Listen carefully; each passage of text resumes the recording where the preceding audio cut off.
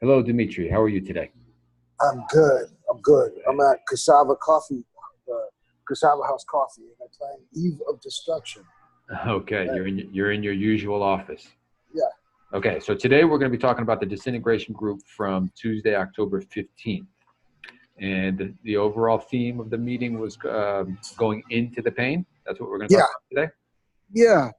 Okay, So, take it away. yeah, um, there's a theme in psychedelia, whether it's shamanistic or not, that you need to go into the source of the wound, um, and so it's something that it sort of became the theme, and we don't walk in with the theme often, but. Um, and there was a woman there who had done an experience and had done an ayahuasca experience and was sort of devastated with how much was revealed. Um, and so the conversation went around the table, and I think that we saw an incredible variety of people's, for everyone that was there, there was a different experience with this idea of sort of excavating pain. But there is the thing that was sort of predominant is there is a sort of a cultural pressure to that's what we have to do. I had a ibogaine client did in Mexico like last year, I think, where she was told by a really good therapist that she needed to find the source of her trauma. And so she spent the whole time looking for trauma. And I think she got some, but I don't know if she found the source. So the point is, this woman dug up some shit that she couldn't deal with. She didn't have the space, the container. And to tell you the truth, no matter how good the therapist or the shaman is, within that container's 4 hours tops. It might not be a good container. So there happened to be a few therapists around the room. That just happens to be their job. And I said, do you guys go into if someone comes in for the hour and like, let's get right to the trauma. Let's get right in it. And they were all unanimous in that is complete insanity. You don't just dig into someone's pain unless they're able to process it and you have some way to hold it, right? And that usually involves building a therapeutic relationship. Or, there's other modalities for that, even emotional release. There's, like a workshop or something. There's a way to contain it. And so as we went around that room, I think I saw that there is a variety. As we were just saying before we went on, there's a variety, and it's the results are, I think the number we came up with is the possible 7 billion results. Mm-hmm. That's how many of us are on the planet. So what can be done about that? I think that we have to change that cultural pressure and that idea that the only way to get what we call healing done is this sort of deep excavation of whatever the trauma is. And sort of an immediate, and if you didn't go there, then you didn't get it.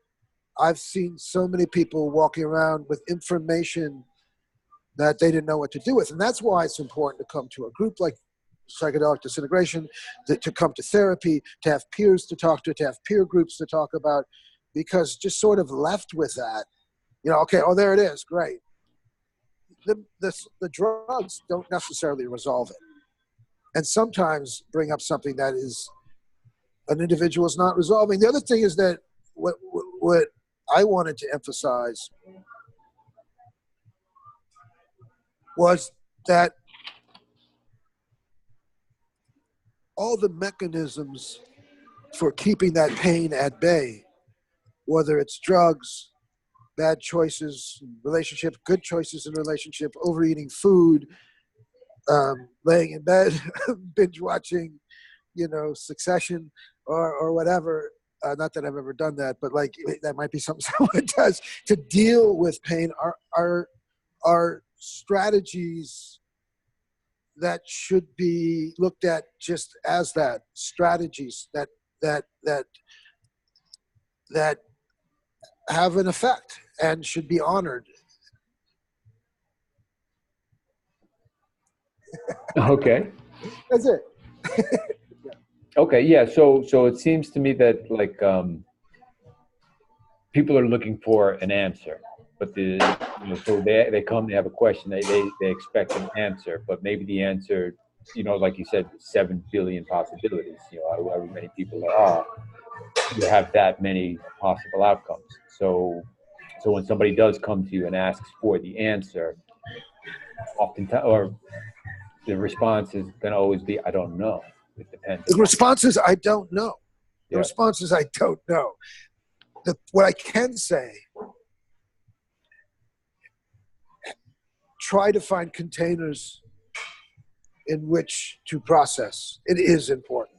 Mm-hmm. In which to disintegrate the information or integrate the information.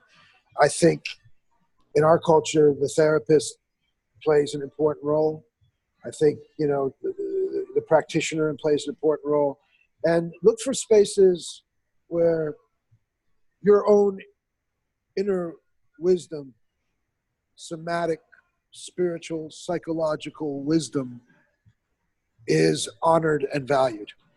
So that is to say, that little voice is calling out, that little voice probably is right. You just need some of us on the outside to say, actually, that's not your voice.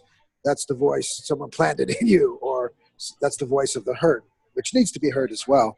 Mm-hmm. But your wisdom is the healer. And we do that because we are packed animals. We do that collectively. Right. So would you say that maybe we talked a little bit earlier before the recording about the guide, being the guide and leading somebody down the path and finding the answers together. So somebody asks you a question, the answer is, I don't know. Let's walk on this path together. Yeah, I exactly. I would say the interesting thing about this type of guiding, because we think of a guide, the poor Sherpas leading up the hill, right? I love that. Edmund Hillary made it to the top of the mountains, and it's 35 Sherpas. I think the Sherpas might have got up there first. That's just my guess. I guess the Sherpa would be first. Anyway, but as a guide, you're not always in front. Right. A guide, in this case, is sort of maybe looking over the shoulder or laying back sometimes, way back. And then when it needed, sometimes you need to get in the front and pull a little bit, or maybe just hold someone's hand. Yeah. Yeah. Okay. So any conclusions that you can talk about from Tuesday night? Any takeaways, like, I would just say, like, that you don't always, it's not always a success when you dig up the worst possible shit. Okay. And that's not necessarily the goal. And I mean, maybe we'll talk about it in another conversation. Because this is a longer conversation. The trauma theme is helpful, but it's sort of becoming the guide, right? That we all have to like sort of find the trauma. So it's not necessary. We don't know what's happening. The people who've been working with these medicines for thousands of years don't know what's happening. The brilliant researchers don't know what's happening. The talented and loving and kind therapists don't know what's happening. Right. We're discovering it together, and it's individual, and we discover the individual with each other. Yeah. So in a lot of ways, it requires a certain level of bravery, because you're asking a question. Yeah, it does, but it also doesn't mean you're not brave. If you're in the middle of that ayahuasca experience and being overwhelmed and you're like, fuck it, fuck off. Right. I'm not doing this. That's not the opposite of bravery. Bravery is you go in and do it, right? But if your whole spirit is saying, fuck it, fuck off, I'd listen to that. Anyone tells you that you didn't listen to the medicine and you didn't let go and tries to shame you about that, you have my permission to knee them in the groin. So that's the takeaway from today. Okay. I like it. I like it. That would All be right. therapeutic, and that might come to the source of your pain. Yeah, that might producing find a source of pain for somebody else. Yeah. that might find the answer you're looking for. Yeah. All right. So sounds like another great meeting. All right. It was. Where's the address? Yeah, so let's wrap this up then. So yeah, the address, every Tuesday night at 7 p.m. Disintegration you meet every Tuesday, like I said, at 116 West 23rd Street on the 5th floor. Cost is $30 for each 90-minute session, and they can pay when they get there, or they can go to your website and they can reserve a spot and have a guarantee. Yep, that's it. Yeah, Absolutely. So DimitriMugianis.com. Got it. That's it. Come into my website. Come leave a comment, and we want to hear from you. And thank you for listening. Thank you. Okay. All right. Thanks, Dimitri. I'll talk to you later. Bye-bye.